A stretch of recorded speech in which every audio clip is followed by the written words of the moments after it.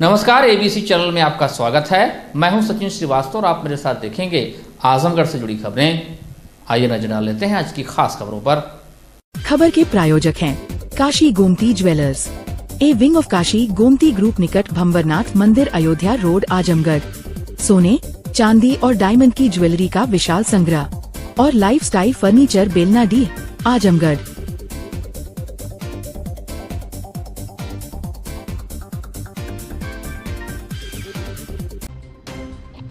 तो ये खबर आजमगढ़ से, जहां जिलाधिकारी रविंद्र कुमार ने तहसील सदर के ग्राम हैदराबाद में धान की फसल की उपज का सर्वे कराया। इस दौरान 2 प्लाटों पर क्रॉप कटिंग कर धान की उत्पादकता का आकलन किया गया।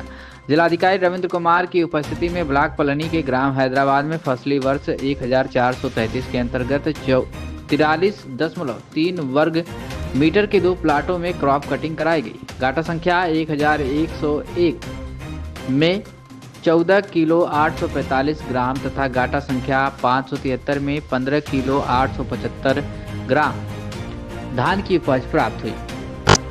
जिलाधिकारी ने बताया कि क्रॉप कटिंग के आधार पर पहले व दूसरे प्लाट में क्रमशः लगभग 34.14 क्विंटल एवं 36.50 क्विंटल प्रति हेक्टेयर के अनुसार उपज प्राप्त होगी।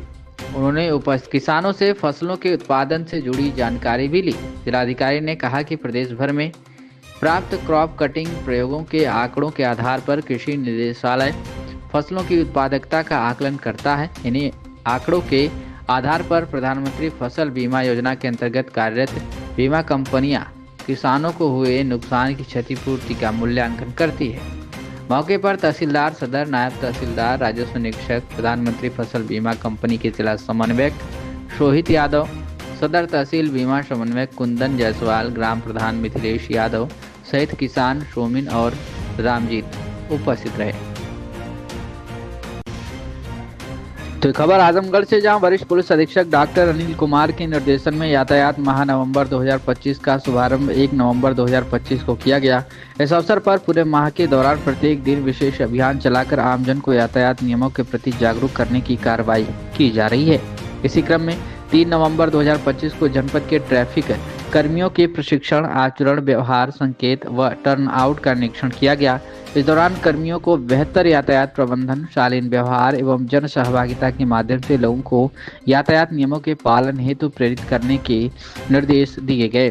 साथ ही क्षेत्राधिकारी नगर शुभम तोदी एवं अतिक्रमण प्रभारी नगर निगम की उपस्थिति में अग्रसेन चौक से पहाड़पुर चौकी तक सड़कों पर किए गए अतिक्रमण को हटवाया गया। इस दौरान लोगों को सड़क सुरक्षा, सही पार्किंग, यातायात संकेतों का पालन एवं सुचारू यातायात व्यवस्था बनाए रखने के संबंध में जागरूक भी किया गया।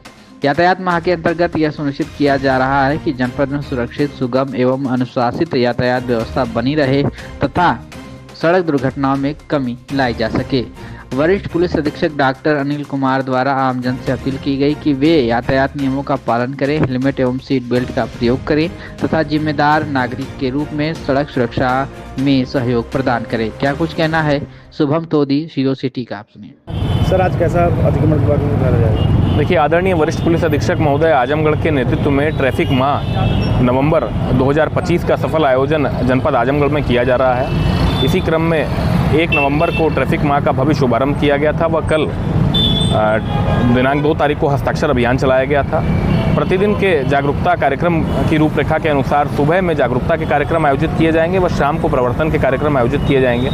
उसी क्रम में आज 3 तारीख को नगर निगम की टीम, लोकल थाने की टीम व ट्रैफिक की टीम के द्वारा अग्रसेन चौराहे से पहाड़पुर चौकी तक, जो आजमगढ़ का मुख्य बाजार का इलाका है, वहाँ सभी दुकानदारों को उनका अतिक्रमण हटाने के लिए स्वयं से प्रेरित किया जाएगा व 34 पुलिस एक्ट का उनका चालान भी किया जाएगा। इसी क्रम में आज जो हमारे ट्रैफिक के कर्मचारी हैं उनके द्वारा एक बहुत ही सुंदर ड्रिल का प्रदर्शन भी यहाँ अग्रसेन चौराहे पर किया गया है। पूरे ट्रैफिक मंथ के दौरान में प्रतिदिन के हो जाने वाले नए नूतन कार्यक्रमों की पूरी फहरिस्त बनाई गई है जो रोजाना आयोजित किए जाएंगे और सुबह का समय जागरूकता के कार्यक्रम आयोजित किए जाएंगे व शाम को प्रवर्तन की कार्रवाई की जाएगी। ट्रैफिक पुलिस आजमगढ़ का पृथक से फेसबुक पर व ट्विटर पर और इंस्टाग्राम पर विभिन्न सोशल मीडिया चैनलों पर पृथक से पेज भी बनाया गया है, जहां भी जागरूकता के संदेश प्रेषित किए जाएंगे। इसी प्रकार से ट्रैफिक मंथ की कार्रवाई संचालित की जा रही है। तो खबर आजमगढ़ से जहाँ जिला सैनिक कल्याण एवं पुनर्वास कार्यालय आजमगढ़ में पूर्व सैनिक पुनर्मिलन समारोह का आयोजन सोमवार को हुआ, जिसमें लगभग 600 पूर्व सैनिक एवं वीर नारी एवं उनके आश्रित उपस्थित रहे। समारोह की अध्यक्षता ब्रिगेडियर अतुल कुमार, सेना मेडल निदेशक, निदेशालय सैनिक कल्याण एवं पुनर्वास उत्तर प्रदेश, करियप्पा भवन लखनऊ द्वारा किया गया। इस समारोह में राहुल विश्वकर्मा, अपर जिलाधिकारी प्रशासन Azamgarh, doctor Alendra Kumar, ACMO Azamgarh, colonel Amitabh Mukherjee, commanding officer 30 UP girls battalion NCC Azamgarh, Ashwini Kumar Srivastava, शाखा प्रबंधक भारतीय state bank Azamgarh, doctor CC Jaiswal, Vedanta hospital commander JK Rai, जिला सैनिक कल्याण अधिकारी Mau, wing commander N Afzal, जिला सैनिक कल्याण अधिकारी गाजीपुर, लेफ्टिनेंट कर्नल विजय अहलावत, जिला सैनिक कल्याण अधिकारी जौनपुर, पूर्व सैनिक अध्यक्ष ऑनरेरी कैप्टन नंदलाल यादव, सूबेदार रघुनाथ पांडे, सूबेदार रामनयन सिंह, सूबेदार जगधारी राम यादव, सूबेदार जन्नन राम यादव, ऑनरेरी कैप्टन राम दुलारे सिंह, CPO नरेंद्र प्रताप सिंह, हवलदार तेज प्रताप सिंह, सिंगल मैन सौदागर राम, हवलदार महेंद्र पांडे, हवलदार कमलाकर पांडे, ऑनरेरी कैप्टन लालचंद यादव आदि गणमान्य लोग उपस्थित रहे। समारोह का संचालन विंग कमांडर कुमार राजीव रंजन, जिला सैनिक कल्याण एवं पुनर्वास अधिकारी आजमगढ़ द्वारा किया गया। समारोह में पूर्व सैनिकों एवं वीर नारियों को अंग वस्त्रम एवं उपहार देकर सम्मानित किया गया। जिला सैनिक कल्याण एवं पुनर्वास अधिकारी आजमगढ़ द्वारा पूर्व सैनिकों एवं वीर नारियों के कल्याणार्थ चलाई जा रही राज्य एवं केंद्र की लाभकारी योजनाओं से अवगत कराया गया। समारोह के मध्य के दुष्प्रभाव से पूर्व सैनिकों को जिला स्वास्थ्य विभाग द्वारा जागरूक किया गया। इसके अतिरिक्त उत्तर प्रदेश पूर्व सैनिक कल्याण निगम द्वारा रोजगार के अवसर ECHS द्वारा दी जाने वाली सुविधाएं, विभिन्न वित्तीय संस्थाओं द्वारा देय वित्तीय सुविधाओं आदि विषयों पर विशेषज्ञों द्वारा जानकारी दी गई। क्या कुछ कहना है ब्रिगेडियर अतुल कुमार, निदेशक सैनिक कल्याण, और विशाल जायसवाल, डायरेक्टर वेदांता हॉस्पिटल का, आप सुनिए।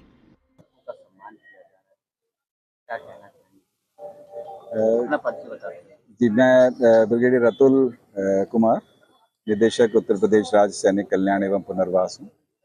तो आज आजमगढ़ जनपद में भूतपूर्व सैनिक पुनर्मिलन समारोह आयोजित किया गया है। उसी में प्रतिभाग करने के लिए मैं लखनऊ से आया हूं और साथ ही साथ जनपद के तमाम भूतपूर्व सैनिक और वीर नारी जो यहां पे उपस्थित हुए हैं। साथ ही साथ जिला प्रशासन से अपर जिलाधिकारी प्रशासन भी हमारे साथ में मौजूद हैं और तमाम ऐसी संस्थाएं जो कि सैनिकों के कल्याणार्थ प्रतिबद्ध हैं और कार्य करना चाह रही हैं और कर भी रही हैं, वो सब भी आज इसी प्लेटफॉर्म पे आज एकत्रित हुई हैं। सैनिकों के लिए जो जितना भी किया जाए, हमारे भूतपूर्व सैनिकों के लिए राष्ट्रीय धरोहर होते हैं। सैनिक जो है एक बहुत ही डिसिप्लिन्ड आदमी है। वो जब वो सेवा काल में रहता है तो वो देश की सेवा करता है इस आश्वासन पर कि देश के बाकी जो तंत्र हैं वो उसके परिवार की और उसकी जो है हमेशा सहायता करेंगे और कोई ज़रूरत पड़ती है तो उसकी देखभाल करेंगे। और यही इसी गरिमा के को कंटिन्यू करते हुए जब वो भूतपूर्व सैनिक हो जाता है तब भी उसकी जो प्रशासन से जो भी उसकी उम्मीद रहती हैं या कोई और भी समस्याएं उसकी रहती हैं, तो हमेशा प्रशासन भी और जो ये हमारे विभाग बनाए गए हैं, निदेशालय सैनिक कल्याण हो, चाहे वो प्रदेश स्तर पर या हर जनपद में सैनिक कल्याण एवं पुनर्वास कार्यालय हैं, ये उनकी समस्याएं चाहे वो कोई पेंशन या मेडिकल से संबंधित हों या प्रशासन से संबंधित हों, और साथ ही साथ उनको तमाम ऐसे मौके उपलब्ध कराना जो कि उनके पुनर्वास के लिए और उनके कल्याण के लिए, और तमाम कल्याणकारी योजनाओं को चाहे वो केंद्र की हों और प्रदेश सरकार की हों उनसे उनको लाभान्वित करवाना, तो ये कार्य रहता है। और आज के आयोजन में भूतपूर्व सैनिक और हमारे जो वीर नारी हैं, इनके जो कंट्रीब्यूशन है, इनका जो देश के प्रति इनका जो समर्पण रहा है, देश के प्रति इनका जो बलिदान रहा है, उसको जो है आज याद करने का भी दिन है। और इसलिए इसी क्षण में, इसी क्रम में इन सभी को बुला करके यहाँ पे सम्मानित किया जा रहा है। और बड़ी खुशी की बात है कि हमारे साथ प्रशासन भी साथ में खड़ा है इनके सम्मान के लिए। और जानकर बड़ी खुशी हुई कि आजमगढ़ एक ऐसा जनपद है जहां पर सभी तंत्र और प्रशासन और विभाग मिल करके एक साथ कार्य कर रहे हैं और सैनिकों कल्याण को प्राथमिकता देते हुए ये कार्य किए जा रहे हैं। सैनिकों को परिवार को सम्मानित किया जा रहा है, क्या कहना चाहेंगे इसमें आप लोग? हम ये कहना चाहेंगे ये हम लोग के लिए बहुत ही प्राउडी मोमेंट है और यहाँ पे आके बहुत अच्छा लगा। आप लोग के द्वारा जो है जो भी सम्मान दिया गया और आजमगढ़ में हम लोग आज पिछले 6 सालों से जो है भूतपूर्व सैनिक लोगों का जो है सेवा दे रहे हैं और इस चीज़ को करके जो एक गर्व महसूस होता है और जो एक शांति मिलती है उससे हम कभी उस चीज़ को बयान नहीं कर सकते हैं। वेदांता परिवार जो तमाम सैनिकों के लिए हाँ, वेदांता परिवार पिछले 6 सालों से जो है पूरे पूर्वांचल में एक यही हॉस्पिटल इम्पैनल है आजमगढ़ मऊ में, जो कि 6 सालों से जो है अनवरत सेवा दिया जा रहा है और इस तरीके से लेके हमको बहुत गर्वान्वित महसूस होता है। आजमगढ़ पुलिस ने 20 माह में 6 करोड़ से अधिक के मोबाइल फोन बरामद कर किए सुपुर्द। सैकड़ों चेहरों पर लौटी मुस्कान। तकनीक और तत्परता के संगम से पुलिस ने एक बार फिर विश्वास जीता है। जिले में गुमशुदा मोबाइल बरामदगी अभियान के तहत आजमगढ़ पुलिस ने अब तक कुल 2445 एंड्रॉयड मोबाइल फोन जिसकी कीमत लगभग 6 करोड़ 11 लाख रुपए बरामद कर उनके स्वामियों को सुपुर्द किए हैं। अकेले अक्टूबर में ही 177 मोबाइल फोन जिसकी कीमत लगभग 44 लाख रुपए है वापस किए गए हैं। आजमगढ़ पुलिस द्वारा फरवरी 2024 से गुमशुदा मोबाइलों की बरामदगी का विशेष अभियान चलाया जा रहा है। इस अभियान के तहत मोबाइल धारक CIIR पोर्टल पर ऑनलाइन शिकायत दर्ज कराते हैं, जिसके आधार पर CCTNS प्रभारी आजमगढ़ की टीम लगातार मोबाइल ट्रैकिंग व बरामदगी में जुटी रहती है। पुलिस के इस अभियान के तहत फरवरी 2024 से सितंबर 2025 के बीच कुल 2268 मोबाइल फोन जिसकी कीमत लगभग 5 करोड़ 67 लाख रुपए बरामद कर स्वामियों को सौंपे गए। इसके क्रम में अक्टूबर 2025 में पुलिस ने 177 मोबाइल फोन जिसकी कीमत लगभग 44 लाख रुपए बरामद कर रिजर्व पुलिस लाइन आजमगढ़ में रविवार को उनके वास्तविक मालिकों को सुपुर्द किया गया। अपर पुलिस अधीक्षक ग्रामीण चिराग जैन ने बताया कि पुलिस का उद्देश्य सिर्फ अपराधियों की गिरफ्तारी नहीं बल्कि आमजन की परेशानियों का समाधान करना भी है। मोबाइल बरामदगी अभियान में सफलता से पुलिस और जनता के बीच विश्वास और मजबूत हुआ है। क्या कुछ कहना है चिराग जैन एसपी ग्रामीण का, आप सुनिए। पुलिस द्वारा लगातार अभियान चला के कोई भी मोबाइल को बरामद कर रहे हैं। अब तक आज कितनी मोबाइल बरामद की गई? देखिए, जैसा कि आप सभी को जानकारी है, आजमगढ़ पुलिस द्वारा लगातार CIR पोर्टल के माध्यम से गुमशुदा मोबाइलों को रिकवर कर बरामद किया जा रहा है। इसी क्रम में इस माह 177 फोन हमारी टीम द्वारा रिकवर किए गए जिनका कुल बाजार मूल्य लगभग 44 लाख रुपए है। इस प्रकार अब तक कुल 2445 मोबाइल फ़ोन हमारी टीम द्वारा रिकवर किए जा चुके हैं जिनका मूल्य लगभग 6 करोड़ 11 लाख रुपए है। CIR पोर्टल के माध्यम से जितनी भी शिकायतें दर्ज होती हैं उनको हमारी टीम लगातार ट्रैक करती है और ट्रैक करने के पश्चात उनको बरामद कर सुपुर्द करती है। हम आप सभी के माध्यम से ये और अनुरोध करना चाहते हैं कि CIR पोर्टल पर अपनी कंप्लेन को तत्काल दर्ज कराएं। CIR पोर्टल पर दर्ज कराने के लिए 2 चीज़ों की सबसे ज़्यादा आवश्यकता होती है। एक, आप अपने जिस नंबर को गुमशुदा हुआ है उसको ब्लॉक कराकर रीइश्यू कराना है। दूसरा, UP कॉप ऐप के माध्यम से लॉस्ट रिपोर्ट कंप्लेन दाखिल करनी है, जिसके बाद CIR पोर्टल पर उसको कंप्लेन को चढ़ाकर इस तरह से ट्रैक किया जाता है। तो ये खबर आजमगढ़ से, जहां पुलिस अधीक्षक आजमगढ़ अनिल कुमार के कुशल निर्देशन में साइबर अपराधों के विरुद्ध चलाए जा रहे विशेष अभियान के तहत आजमगढ़ में बड़ी सफलता प्राप्त हुई है। जहां थाना कोतवाली की साइबर सेल प्रभारी की संयुक्त टीम द्वारा साइबर ठगी का 5 लाख रुपए वापस कराया गया है। आपको बता दें कि यह पूरा मामला आजमगढ़ से शहर कोतवाली थाना क्षेत्र का है, जहां पीड़ित के पास सस्ते प्लाट के लिए फोन आया और पीड़ित ने UPI के माध्यम से 5 लाख उसके खाते में ट्रांसफर कर दिया। बाद में पता चला कि पीड़ित के साथ साइबर फ्रॉड हो गया है। पीड़ित ने शहर थाना कोतवाली में बने साइबर सेल प्रभारी रवि गौतम को प्रार्थना पत्र दिया और कार्रवाई की मांग की। इस मामले को पुलिस ने गंभीरता से लेकर जांच की और कार्रवाई करते हुए पीड़ित का 5 लाख वापस कराया। इस पूरे मामले में अपर पुलिस अधीक्षक मधुवन कुमार सिंह का कहना है कि आवेदक दीपक मिश्रा द्वारा साइबर थाने में एक शिकायत दर्ज कराई गई थी। उन्होंने बताया था कि उनकी बहन और बहनोई के साथ फर्जी रियल एस्टेट कंपनी द्वारा सस्ते में प्लाट दिखाने के बहाने UPI और ऑनलाइन बैंकिंग के माध्यम से 5 लाख रुपए की धोखाधड़ी की गई है। शिकायत प्राप्त होने पर कोतवाली नगर के जो साइबर थाने के प्रभारी और जो उनके एक्सपर्ट हैं उनके द्वारा तुरंत कार्रवाई की। जो उनके साथ धोखाधड़ी की गई थी वह पैसा वापस कराया गया। क्या कुछ कहना है मधुबन कुमार सिंह, एसपी सिटी, आपका आप सुनिए। थाना कोतवाली से एसआई रवि, साइबर प्रभारी।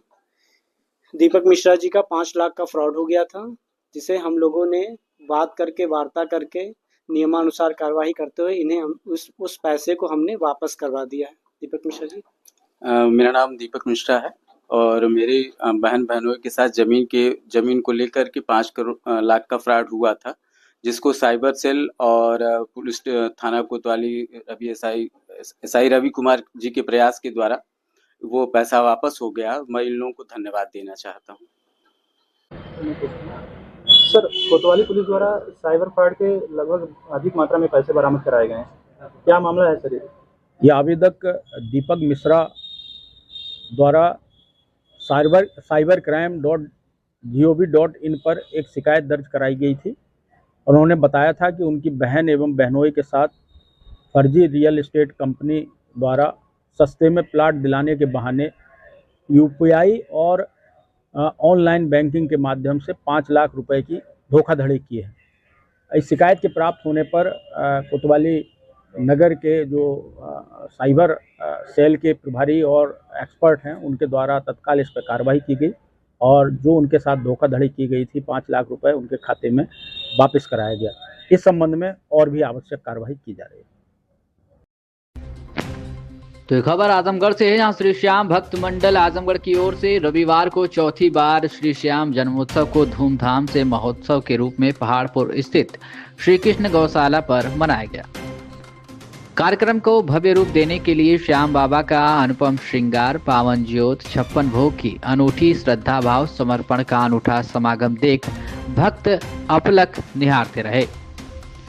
वहीं देश विदेश में प्रस्तुतियां देकर श्याम के भजनों से अपनी खास छवि बना चुके कई नामचीन ख्याति लब्ध भजन गायकों ने अपने भजनों से ऐसा समा बांधा जिससे श्रोता सराबोर होकर भक्ति में झूमते नजर आए। देर रात तक चले इस कार्यक्रम में भक्ति की गंगा अविरल बहती रही। श्री श्याम भक्त मंडल आजमगढ़ द्वारा बाबा के जन्मोत्सव पर पूरी रात भोग प्रसाद प्राप्त कर सभी पुण्य के भागी बनते रहे। प्रथम पूज्य श्री गणेश भोले बाबा, श्री श्याम बाबा, सालासर बालाजी, रानी सती दादी जी की झांकी बेल के छिलकों का प्रयोग करके खूबसूरत कारीगरों से शानदार मंडप स्टेज कोलकाता के कारीगरों द्वारा तैयार किया गया था, जिनके समक्ष पूजन व विशेष आरती के बाद भजन संध्या का शुभारंभ किया गया। भजन संध्या में कोलकाता के गायक कलाकार रवि बेरीवाल ने सांवरे की महफिल को भजन की प्रस्तुति देकर श्रोताओं को झूमने पर मजबूर कर दिया। इसके बाद छाई काली घटाएं, मांगा है मैंने श्याम से वरदान एक ही, जैसे कई कर्णप्रिय भजनों की प्रस्तुति देकर श्रोताओं को देर रात तक बांधे रखा। फिर इसके बाद कोलकाता से आए प्रख्यात गायक तुषार चौधरी ने कीर्तन की रात बाबा थाड़े आनो, पलके ही पलके बिछाएंगे, आयो सावरिया सवार लीले पर चढ़कर, इसके आगे हार जा, तन मन अपना वार जा आदि की प्रस्तुति देकर सभी को श्याम रंग में रंग दिया।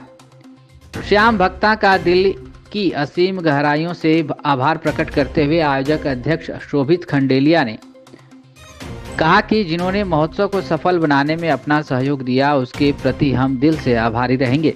श्री श्याम भक्त मंडल आगे भी आशा करती है कि सभी श्याम भक्तों का निरंतर अद्वितीय सहयोग अनवरत मिलता रहेगा। बाबा के जन्मदिन पर भक्तों द्वारा मेवे का केक 11 किलो का काटा गया और इसके बाद हुई आतिशबाजी से पूरा शहर जगमगा उठा। श्याम भक्तों में प्रदीप बैराशिया, नीरज गोयनका, भोलानाथ जालान, अशोक रुंगटा, विनय रुंगटा, अभिषेक खंडेलिया, संदीप डालमिया, सीताराम डालमिया, गोपाल डालमिया, कन्हैया डालमिया, अतुल रुंगटा, देव प्रकाश बैराशिया, सोमंत डिडवानिया, कृष्ण मुरारी डालमिया, अरुण रुंगटा, श्याम सुंदर डालमिया, बद्री खंडेलिया, अनिल खंडेलिया, हरि शर्मा, हर्ष अग्रवाल, बलराम तुलसियान, आकाश अग्रवाल, अमन अग्रवाल, नीरज रुंगटा, जयदीप सर्राफ, मनीष खंडेलिया, राजकुमार अग्रवाल, श्याम खंडेलिया, मोहित डालमिया, अजीत रुंगटा, अनिल रुंगटा, विष्णु रुंगटा, प्रवीण टिवडेवाल, शंभुनाथ जालान, बंटी रुंगटा, सौरभ डालमिया आदि सहित महिलाएं, बच्चे मौजूद रहे। तो खबर आजमगढ़ से है, जहां जिले के तरवा थाना क्षेत्र अंतर्गत नूरपुर भंवरपुर में उदंती नदी पुल के पास रविवार को दिन में भयानक सड़क हादसा हो गया। मोटरसाइकिल सवार दंपति अपनी 8 वर्षीय पुत्री के साथ दवा लेने के लिए खरिहानी से वाराणसी की तरफ जा रहे थे, तभी भंवरपुर पुल के पास ट्रक ने टक्कर मार दी। घटना में अजय कुमार उम्र 45 वर्षीय पुत्र महेंद्र निवासी खरिहानी की मौके पर ही मौत हो गई। मृतक की पत्नी व 8 वर्षीय पुत्री घायल हो गए हैं, जिनको अस्पताल में भर्ती कराया गया है। इस दुर्घटना को लेकर लोगों की भीड़ जुट गई। दुर्घटना स्थल के पास नूरपुर भंवरपुर के पास गौरव सिंह, ईशु, पंकज सिंह, रोशन के समर्थक और ग्रामीण लामबंद हो गए। पीडब्ल्यूडी मुर्दाबाद के नारे लगाते हुए रोड को जाम कर दिया गया। कहा कि पीडब्ल्यूडी की घोर लापरवाही की वजह से दुर्घटना हुई है। तरवा थाना प्रभारी चंद्रदीप कुमार मौके पर पहुंचकर ग्रामीणों से बात कर रोड पर जाम को खुलवाए। रोड के दोनों तरफ पटरी पर झाड़ झंखाड़ की साफ सफाई कराई गई, जिसकी वजह से आए दिन दुर्घटनाएं होती हैं। क्या कुछ कहना है स्थानीय निवासियों का, आप सुनिए। जी रोशन सिंह। कहाँ के रहने वाले हैं? जी नूरपुर भंवरपुर के रहने वाले हैं। संख्या होने का कारण क्या है? संख्या होने का कारण यही है कि आज सुबह 5:30 बजे के समीप एक परिवार जो कि खरियानी का था, एक छठेरा परिवार का, जो कि अपना बर्तन बेच कर भरण पोषण करता था, अपने परिवार वालों के साथ वो जा रहा था मार्कंडे महादेव दर्शन के लिए। तो ये भंवरपुर और उदंती बीच के नदी के बीच में यहीं पे एक घटना हुई। एक गैस टैंकर की गाड़ी थी, वो साइड मारने का कारण ये था कि दोनों बगल से जो झाड़ियां हैं, तो झाड़ियां से बचने के लिए वो अपना लेफ्ट साइड आया, और जिससे धक्का लगने के बाद दो बच्चे, एक बच्चे और उनकी बीवी थी, वो बगल के साइड में खंती में गिर गई। और जो चालक था वो बेचारा राइट साइड अपने गिर गया, जो कि गाड़ी का चक्का उसके सर पे चढ़ गया। तो इसका मेन कारण, ये एक्सीडेंट होने का कारण ये आए दिन होता रहता है। इसका मेन यही कारण है कि ये जो झाड़ियां रोड की तरफ जो पीडब्ल्यूडी के तहत जो किया जाता है, साल में 2 बार इसका बजट आता है, और जो कि हमारे डब्बू चाचा की तरफ से इसका आरजीएस भी डाला गया था, जिसमें इसकी कोई कार्रवाई नहीं हुई, वो लंबित कर दिया गया। तो मैं ये कहना चाहूंगा कि जिला प्रशासन के द्वारा जो लोग राजनेता है, नेता लोग बनते हैं, वो जो जनता को आश्वासन देते हैं कि मैं आपके लिए पूर्ण तरीके से आपके सुख दुख में रहूंगा, आपके विकास के लिए मैं तत्पर रहूंगा, क्या यही विकास है? दोनों तरफ ये झाड़ियां हैं, आए दिन एक्सीडेंट हो रहा है। ये हमारा विधवा विधानसभा बताइए, यहाँ के लोग जितने सांसद बने, जितने ये विधानसभा, ये लोगों के घर सिर्फ तेरही बरही के लिए बने हैं। यहाँ के जितने विधायक सांसद ये सब तेरही और बरही और शादियों में जाने के लिए इनको विधायक सांसद बनाया जाता है। विकास के लिए इनका कोई मतलब नहीं। आए दिन फिलहाल में अभी 20 से 25 दिन में एक और घटना घटी। जी बिल्कुल। इसके जिम्मेदार पूरा मैं बता देना चाहता हूँ। ये आजमगढ़ का ये जो मैं सारा का सारा दोष मैं पीडब्ल्यूडी को ही दूंगा, क्योंकि ये जिम्मेदारी पीडब्ल्यूडी की बनती है इस रोड की साफ सफाई की, और जो कि साल में 2 बार इसका बजट भी आता है। ये लोग बजट लेकर रख लेते हैं और विकास करते नहीं। आए दिन इसका शिकार हम आम पब्लिक को होनी पड़ती है।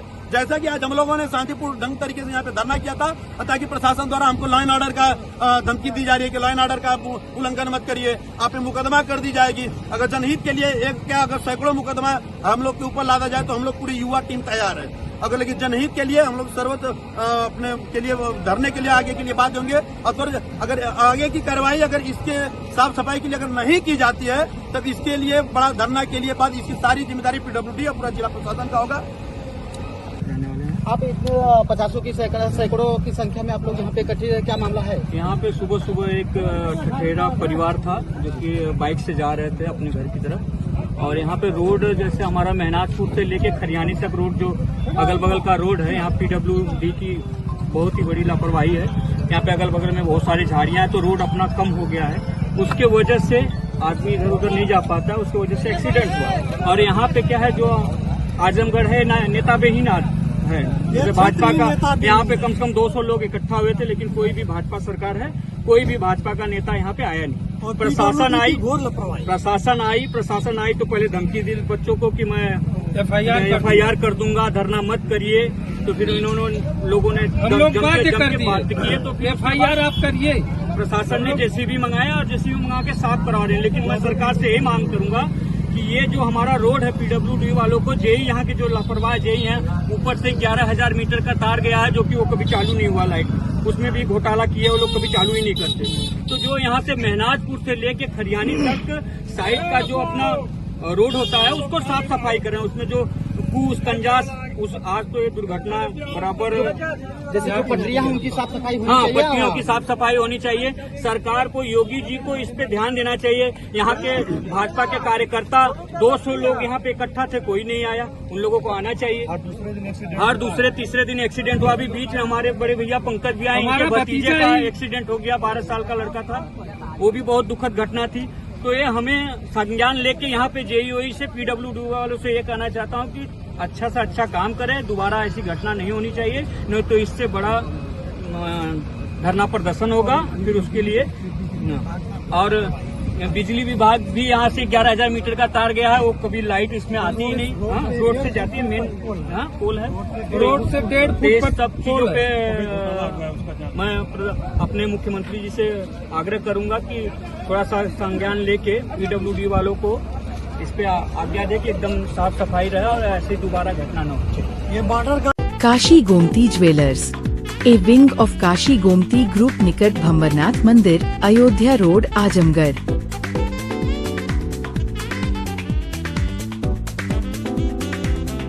गोल्ड, डायमंड और सिल्वर की ज्वेलरी का विशाल संग्रह।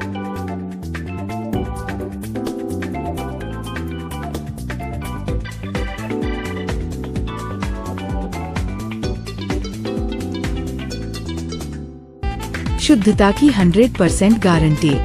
खूबसूरत लम्हों को बनाएं और यादगार। पहुँचे काशी गोमती ज्वेलर्स, निकट भंवरनाथ मंदिर, Ayodhya road, Azamgarh. Lifestyle furniture, Belnadi, Azamgarh. सभी प्रकार के फर्नीचर एवं इलेक्ट्रॉनिक सामानों की भरपूर रेंज उपलब्ध। हमारे यहाँ EMI की सुविधा 0% ब्याज पर उपलब्ध। इलेक्ट्रॉनिक सामानों में LED TV, refrigerator, washing machine, air conditioner, air cooler, deep freezer, water cooler, mixer, juicer, iron, fan, induction, battery, inverter, electric geyser, gas geyser, आटा चक्की इत्यादि। फर्नीचर के सामानों में बेड, गद्दा, सिंगारदान, अलमीरा, sofa, table, chair, rack, stool, संदीली, सीढ़ी, डाइनिंग टेबल, झूला आदि। शादी विवाह की हो तैयारी या ऑफिस और घर के लिए सामानों की करनी हो खरीदारी, पहुँचिए लाइफस्टाइल फर्नीचर, बेलनाडी, आजमगढ़।